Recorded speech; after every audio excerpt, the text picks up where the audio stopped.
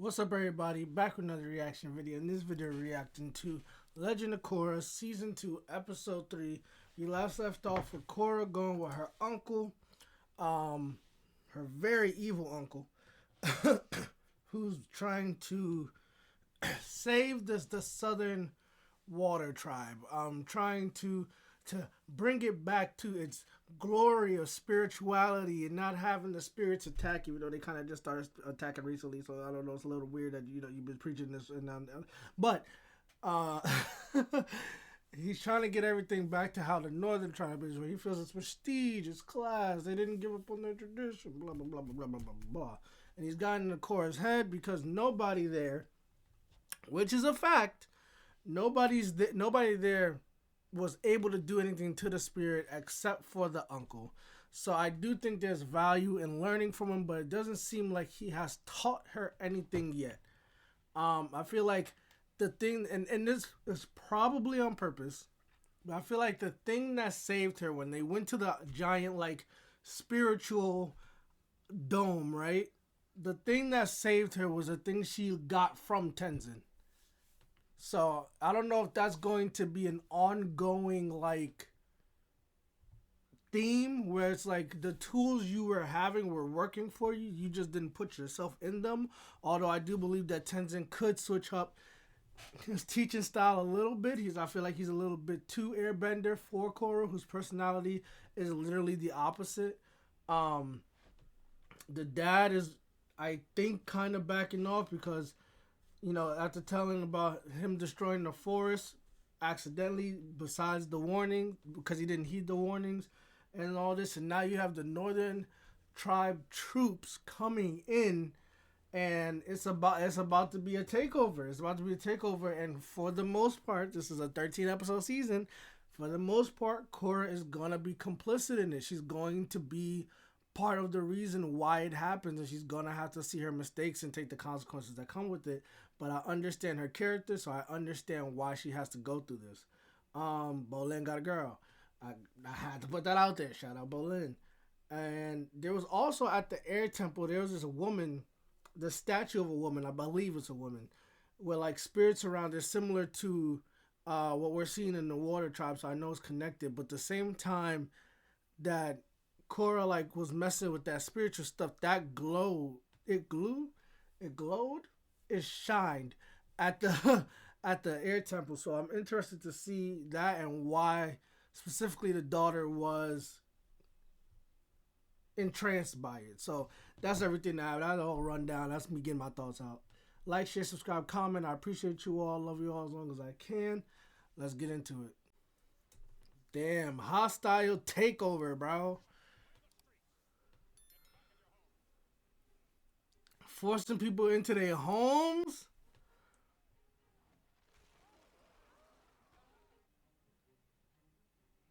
Damn, bro. And this episode's a part one, bro. Civil War. I already know what type of time they on. Blocking it off.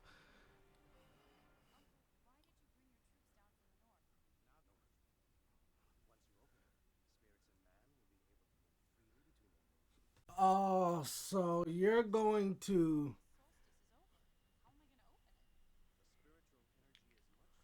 gonna send it to the north and do all your fuck shit down here. Got you.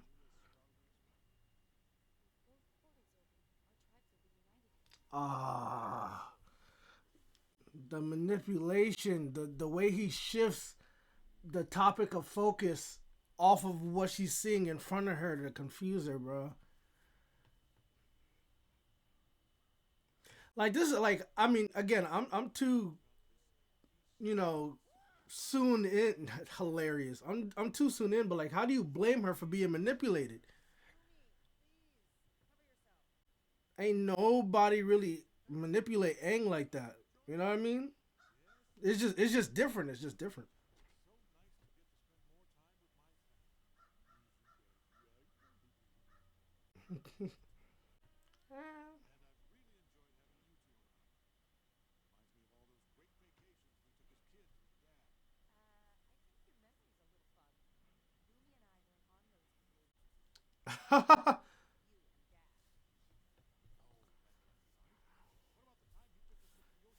Nope.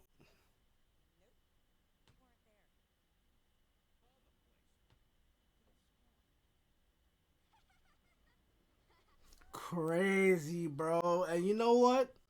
I can see Aang turning out that way. I can see Aang turning out that way. If I remember, I'll touch on that towards the end.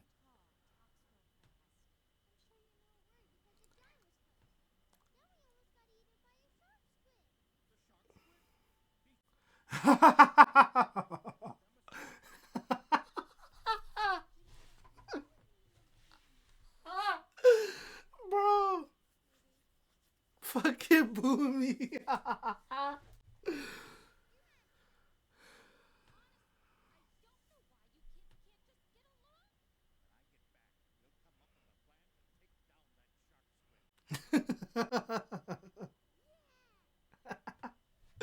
You gotta love Boomy, bro.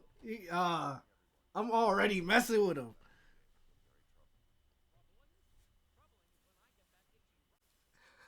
My dog.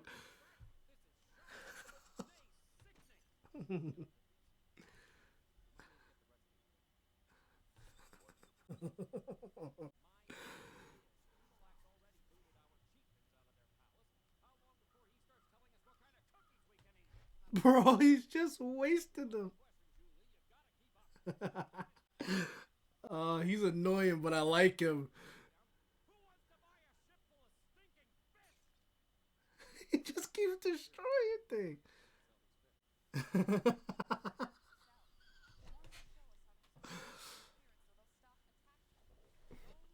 You lost in the sauce, baby.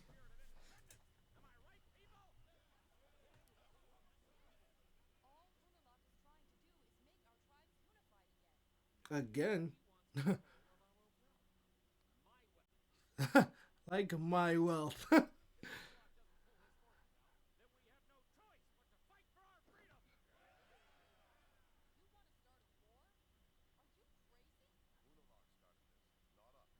Which is true. He came in and started invading.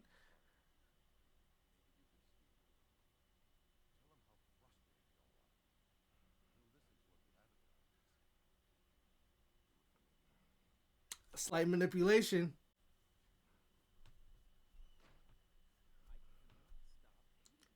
You've eaten like two. I agree. I agree.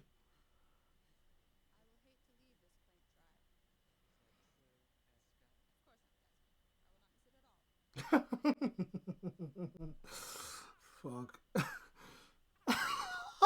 Oh no.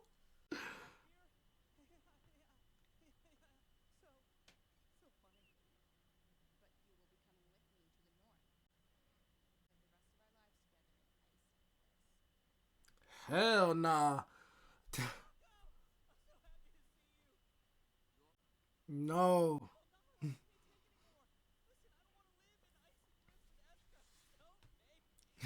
No bullet. Please.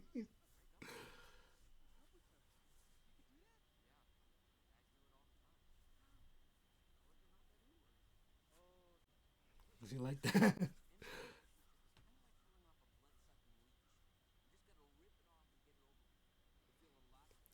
I don't think that's gonna work out for him.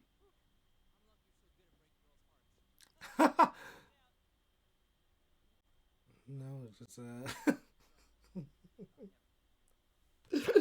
come on, bullet, bro. You gotta watch what you be saying. Yeah, this motherfucker not evil at all.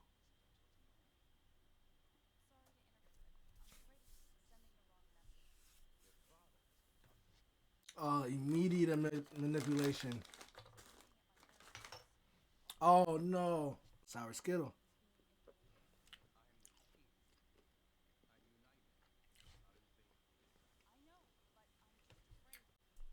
Hell no.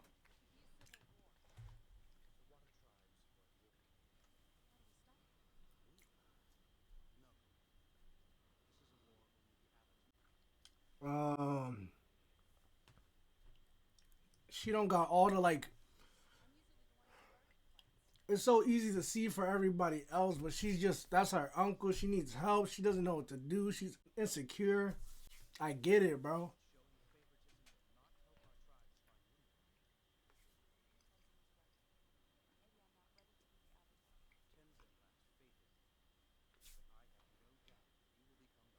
That's also partially true, but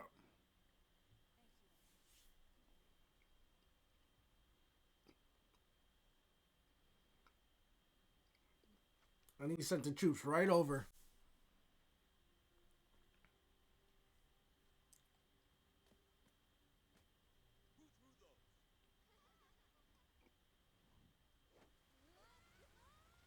to the kids. Is crazy.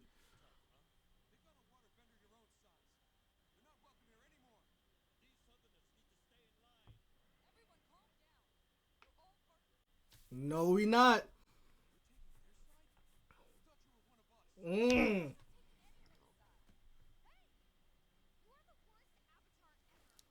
And this was gonna happen.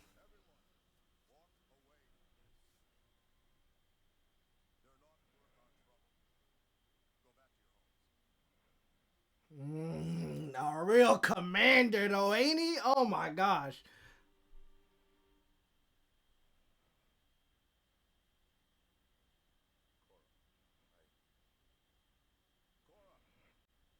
Corey, you gotta get over this, girl. I'm not gonna lie to you. I understand, but you gotta see through the fog.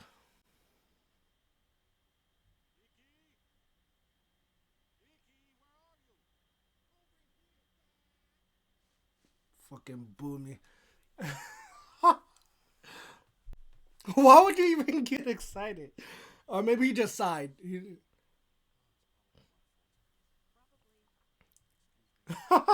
Damn. Yup. Yup. 7.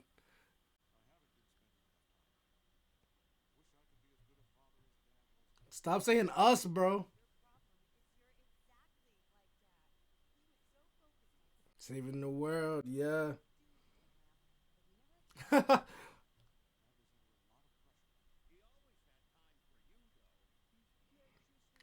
Airbender. No, but this is the thing though. Like Korra, the same way he's in the fog is the same way Korra's in the fog.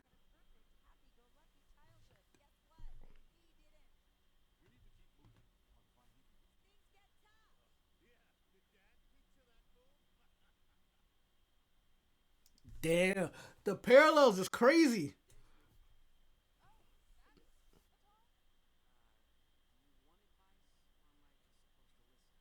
Great question. Great question to ask.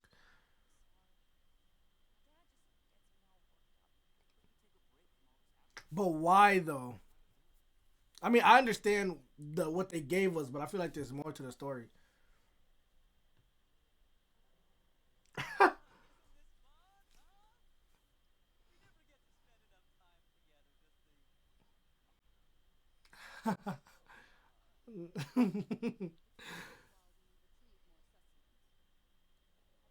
Y'all not even finished with what y'all eating.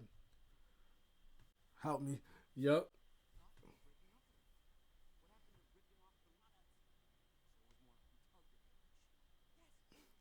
Over and over. My soul.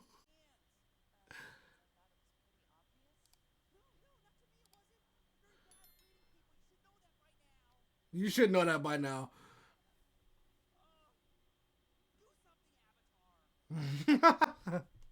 Brother is pleading.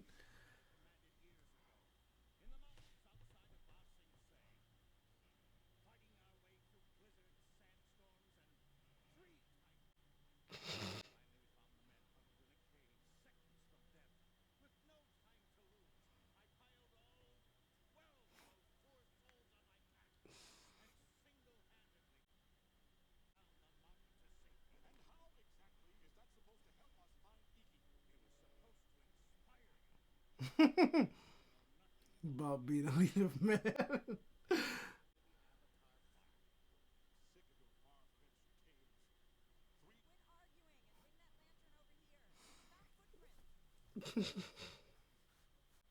Hey, you my dog, Boomy. I don't care, bro.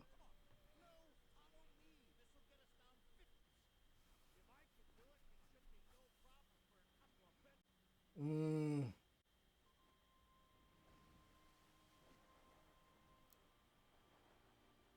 I'm starting to see all the elements. I'm starting to see all the elements and the dynamics that they're going for.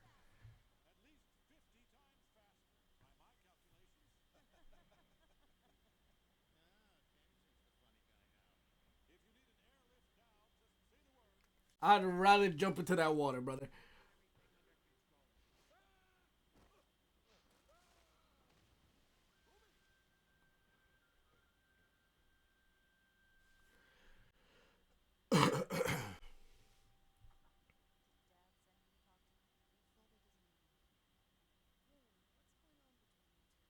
I recognize that voice.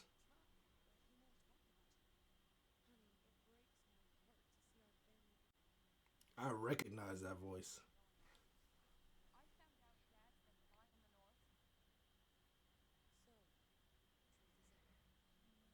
Of course she do. That's my wife.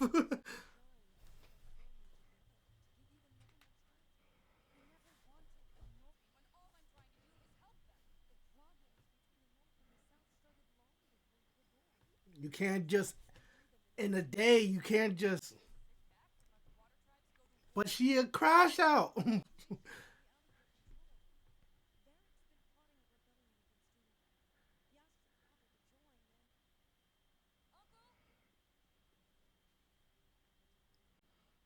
He got that boy hemmed up.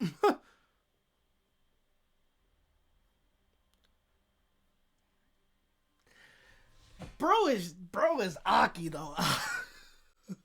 Just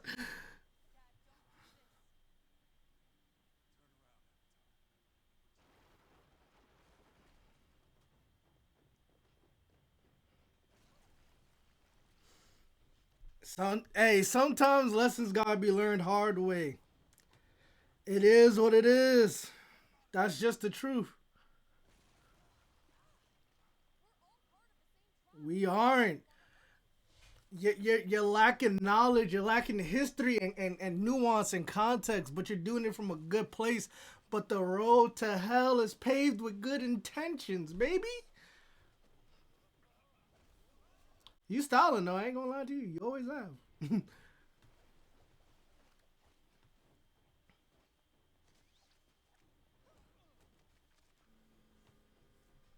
He's zooming on that. On the Yamaha. Chromed out 1100. Damn, there you go. Ugh.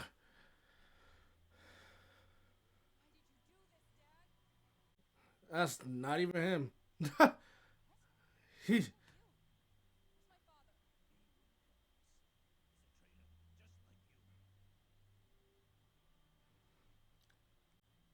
uh, dude about to.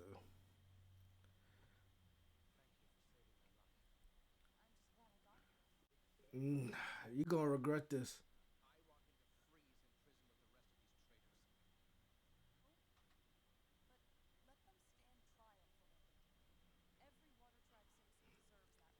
You you are trying.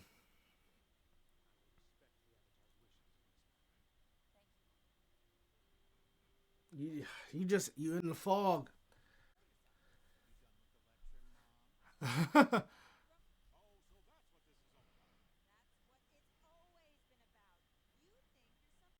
Mm, God damn.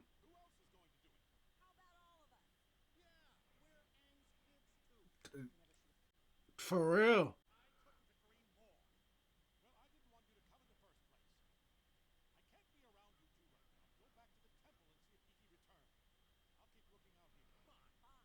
So many fucking dynamics going on all around. That's literally what this whole season is about, family dynamics. And I know this shit is frustrating just because it's always frustrating. Damn, bro. That nigga was Aki. I'm sorry, I even mistook you for him. Because you all the glaze.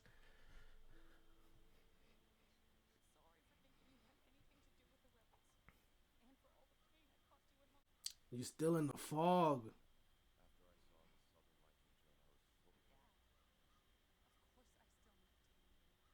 Damn, that's sweet.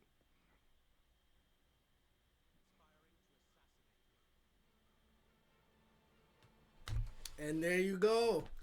The fog about to clear up because it's got no choice. Like,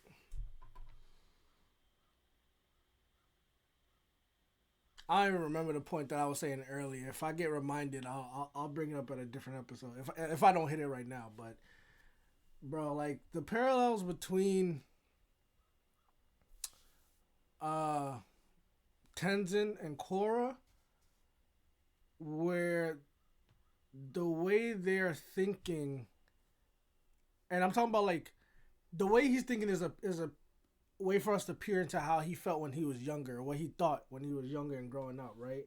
So they both feel like they're the chosen ones, right? And to a certain degree, they were and are, but with that and trying to do the right thing and trying to be the best version of themselves, you can tend to lose other people around you and make yourself believe certain things are true or the case when that's not it. If you look at Korra in the beginning with Unalak, she's like, "Hey, what are you doing?" And she's young too. So when you're looking at someone who's supposed to be close to you, supposed to be a family member, supposed to be someone who has your best interest at heart, it's easy to get manipulated by them because she's like, "What are you doing?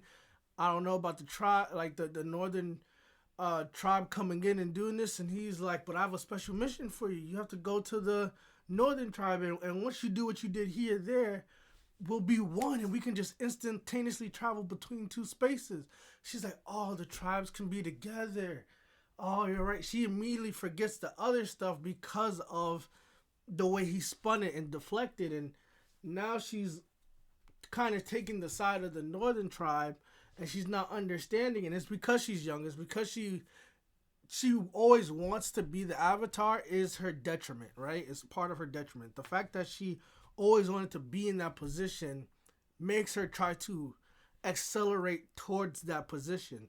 So right now she's trying to be the avatar, be the conflict resolution, but she doesn't know how to do it yet, even though she's the role for it.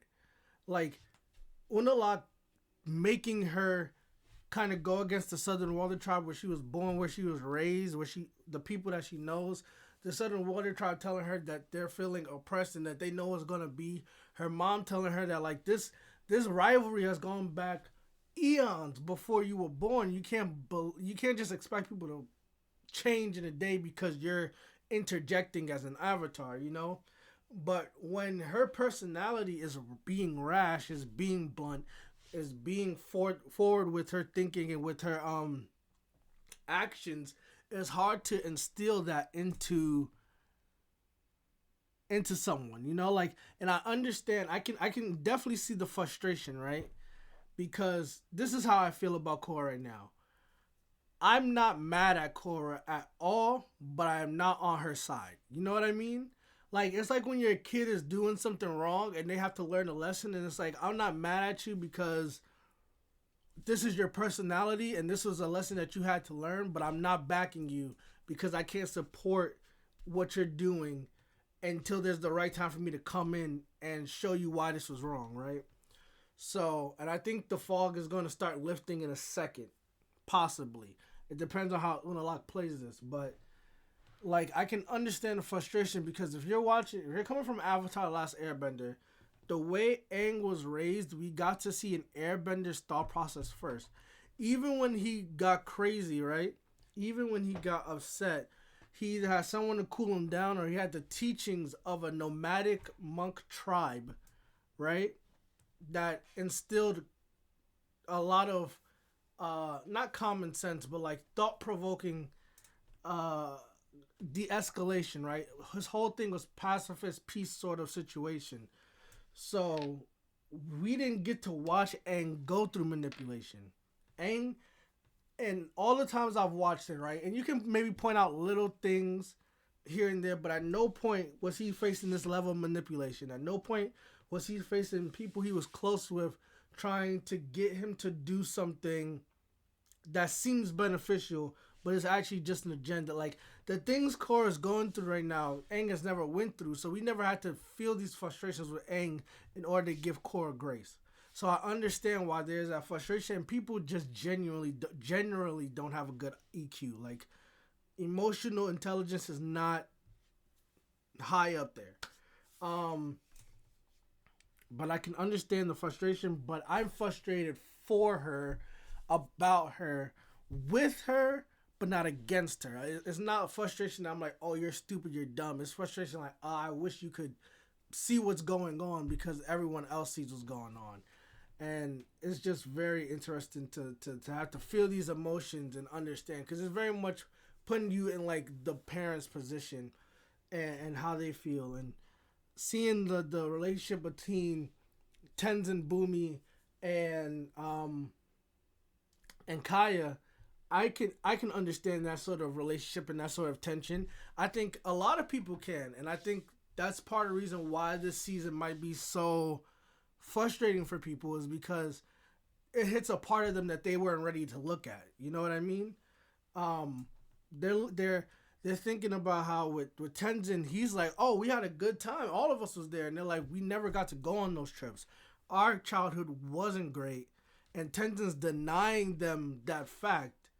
But you can see that even with they're both at their united tension against Tenzin, there's tension against each other as well. Bumi's telling Kaya, you're not in charge of me. Stop acting like mom. Stop acting like you can just tell me what to do. And stop looking down on me because I'm not a bender. Kaya's saying, get over not being a bender because you can't do what we can do. But they're teasing him for it. So it's hard for him to do that. Tenzin is like, I had to be the responsible one because you two goofed off, because Bumi acts like he's the youngest. And Kaya was just free-spirited, which is airbender-like. But it wasn't that he was necessarily forced to be the responsible one. Aang put that on him, ignored the other two. That's what I think I was going to talk about. Aang put that on him, ignored the other two. And the other two are like, oh, what's the problem with you? You got to go around with dad and have a good childhood and get this responsibility and get all this affection. And he's like, that's what this is about? And they're like, yeah, we've been saying from the beginning that's what this is about. And lastly, I want to say that the thing about Aang, right, is I don't know how people feel about this. I'm sure it's controversial. But making Aang, I think it's the same thing with Naruto. Like, people don't understand how somebody can turn into something that they had to deal with. You know what I mean? Because Aang not having that family, having that responsibility of being the only one of the only airbender left, right? Having to save the world, having to protect the world, having to be responsible for the world and make it a better place. And knowing he was so focused on his tribe, on the airbending tribe, so much in Avatar, right? He was so focused on it. It was a very focal point of his character. His people, he's sad about it. He wished they were back. He wants to make them good. Like, he wants the air tribe to be prosperous again, right? And he knows what he has to do to kind of do that. So he has kids with Katara. One of them is an airbender. He puts all the onus on them, and it stems from his guilt of leaving the air tribe, leaving the air nomads, not helping them in the fight for that 100 and whatever years, and then having to go against the Fire Lord, right? Like, that's where it stems from, so it makes sense that he ends up this way. And I think Naruto goes through a similar path. This isn't a Naruto video, so I'm not going to get into that, but if you ever want me to, I can explain in the comments or in the next video. But it's just interesting to see that. It makes perfect sense that he would become like this. He's very goal-oriented. He becomes very responsibility-oriented. And it makes sense that he puts all the onus on to his airbending kid. And his airbending kid feels like the other two forced him to do that. And feels like he has to do this because of the pressure that was put on him from Aang, from the pressure he put on himself and the world put on him. So I can see this whole season's about to be about like family dynamics and understanding and all that other stuff. Oh, it's about to be, this shit about to hit my soul a lot. But like, share, subscribe, comment. I appreciate you all. I love you all as long as I can. Don't forget to hit that bell so you get notification every time I post a video. I'll be in here next week. Hopefully you'll be here with me. See you next time.